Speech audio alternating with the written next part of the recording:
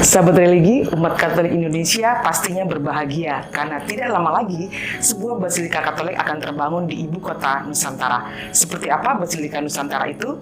Mari simak wawancara kami dengan Uskup Keuskupan Agung Samarinda, Monsinyur Justinus Harjo Susanto, MSF.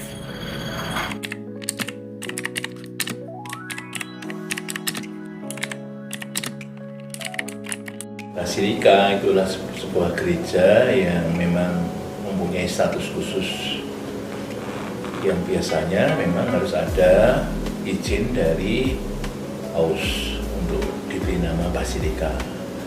Karena apa? Karena peruntukannya adalah untuk acara-acara yang sangat khusus dalam gereja yang kadang-kadang juga melibatkan Bapak Suci ketika Bapak Suci misalnya datang. Maka di sana itu akan ada selain bangunannya yang memang juga dibuat sebagai bangunan yang cukup representatif yang agak besar, tapi juga ada yang disebut dengan tahta untuk Bapak Suci ketika Bapak Suci datang. Dan tahta itu khusus digunakan oleh Bapak Suci ketika datang dan misa. Maka tahta itu tidak boleh dipakai oleh siapapun kecuali oleh Bapak Suci. Tentu juga di sana ada sesuatu yang sangat khusus karena biasanya Basilika itu didirikan ada sejarah-sejarahnya yang tertentu sehingga mempunyai status yang khusus. Nah, kemudian untuk Basilika Nusantara ini kiranya menjadi khusus karena di Indonesia itu belum ada satupun basilika, dan ini adalah basilika yang mau didirikan di pusat pemerintahan, yaitu di IKN. Maka di dalam statusnya itu berarti memang gereja ini menjadi suatu tempat yang khusus yang didirikan di ibu kota negara dan memang mempunyai status khusus bahwa ini adalah tingkatnya adalah tingkat kepausan. Oleh karena itu, untuk menjadi sebuah basilika juga ada izin dari Paus. Memang mengenai bentuknya tidak terlalu ketat, tetapi juga tidak mungkin gereja yang kecil dinamai basilika. Tapi yang paling penting di sini justru karena ini mempunyai kekhususan berkaitan dengan letaknya di pusat pemerintahan dan menjadi basilika yang pertama di Indonesia.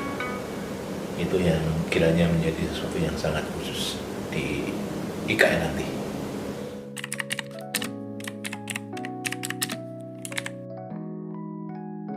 Basilika ini nanti akan mendapatkan sebutan Basilika Nusantara dan ada nama pelindungnya Santo Fransiskus Xaverius.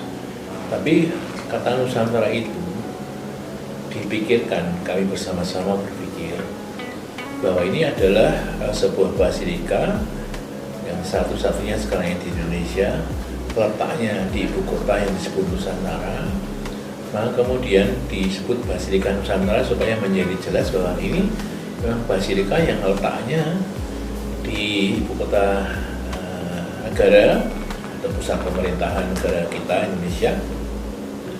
Dan itu menjadi salah satu kekhususan bahwa ini adalah berada di pusat ibu kota.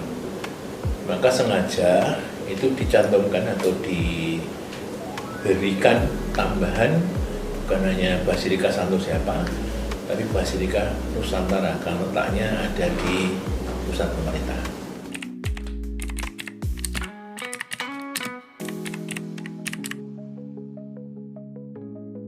Nama basilika itu adalah Basilika Nusantara Santo Fransiskus Xaverius. Dalam diskusi kami para uskup dan juga memang hanya perwakilan yang mendiskusikan lebih lanjut, diberi nama Fransiskus Xaverius, bukan Fransiskus yang lain. Itu karena Fransiskus Xaverius adalah misionaris Asia atau disebut misionaris yang waktu itu mewartakan gereja Katolik ke daerah Asia dan Indonesia termasuk yang didatangi Dan pada saat itu begitu banyak orang-orang setempat yang menjadi Katolik. Kita tahu bahwa Franciscus Xaverius itu datang di Indonesia, bahkan sampai ke daerah Halmahera, sampai ke daerah Ternate. Itu di sana banyak orang yang kemudian menjadi Katolik. Maka ini basilika dinamakan Santo Franciscus Xaverius. Memanage basilika itu tentu mengenai bangunan yang adalah milik negara, itu kami memang berharap bahwa itu akan dikelola dalam hal bangunan itu oleh pemerintah. Sedangkan penggunaannya itu memang kami yang menggunakan sebagai pengguna, yaitu yang akan mengatur bagaimana basilika ini supaya bisa berperan dan berfungsi sebagaimana mestinya.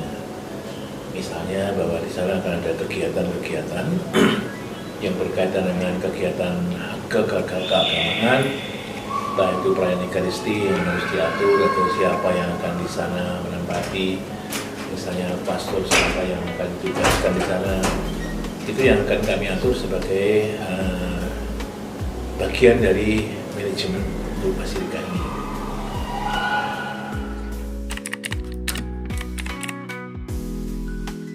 Basilika Nusantara dengan nama Nusantara itu memang dimaksudkan bahwa ini adalah gereja yang menyimbolkan bahwa gereja ini adalah gerejanya Nusantara, gerejanya Indonesia, gerejanya umat Katolik di Indonesia.